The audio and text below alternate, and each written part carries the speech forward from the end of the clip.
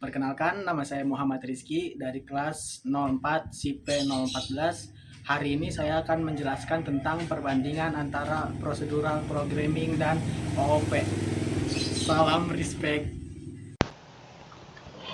Di sini saya akan menjelaskan perbedaan antara procedural programming dan object oriented programming atau OOP dalam Java. Yang pertama itu ada struktur programnya. Untuk prosedural, program dibangun dengan serangkaian fungsi atau metode statis yang mengelola data yang terpisah. Dan data sering disimpan dalam array atau hashmap. Seperti yang saya tunjukkan di sini, ini adalah contoh menggunakan array.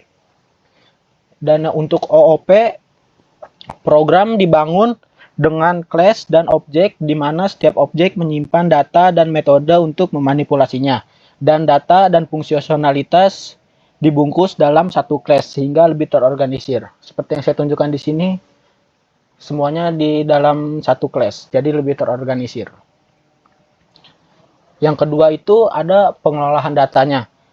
Untuk prosedural, data dikelola secara terpisah dari fungsinya dan bisa menyebabkan kode sulit dipahami jika mengelola program yang besar. Kalau untuk sedikit-sedikit kayak gini, procedural programming itu lebih mudah buat dikelola. Untuk OOP sendiri, data dan perilaku dikemas dalam satu objek, sehingga lebih jelas dan aman. Menggunakan enkapsulasi juga, sehingga data bisa dilindungi dengan private. Yang ketiga itu ada reusability. Untuk prosedural kurang modular karena tidak memiliki konsep class atau objek. Dan jika ingin menambahkan fitur baru, kita harus menulis ulang banyak kode. Jadi bakalan lebih ribet kalau misalkan prosedural itu. Dan untuk OOP sendiri lebih modular karena kita bisa menambahkan metode dan properti baru tanpa mengubah struktur kode yang ada.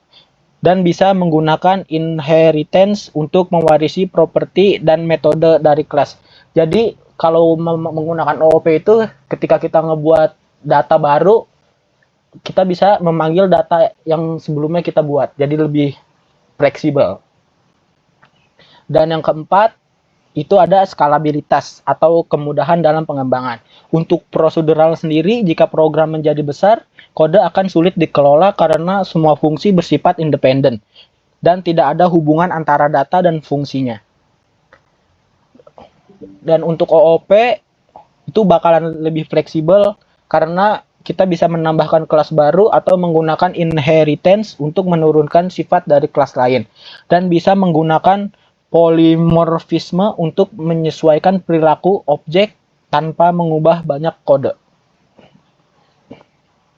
Dan kesimpulannya adalah jika ingin membangun program kecil, prosedural bakalan lebih efisien. Sedangkan untuk membangun program yang lebih besar dan lebih fleksibel, OOP lebih direkomendasikan. Jadi begitu saja penjelasan dari saya.